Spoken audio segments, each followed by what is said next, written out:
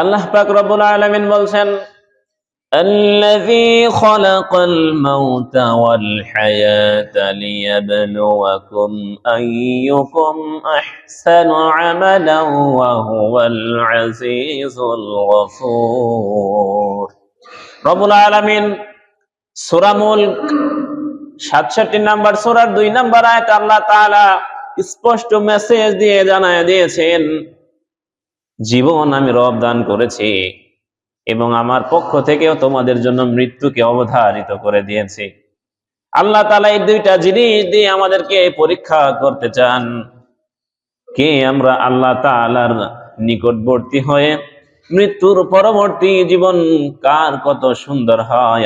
আল্লাহ রব্বুল আলামিন এই কোরআনের এই আয়াতের মাধ্যমে এটাই মেসেজ দিয়ে আমাকে আপনাকে বুঝায় দিয়েছেন যে জীবন এবং মৃত্যু তোমাদেরকে দিয়েছি যে কারণে তোমাদের মধ্যে আমলে কে উত্তম এটা আমি রব বাছাই করে করে তোমাদেরকে বুঝিয়ে দিতে পারি।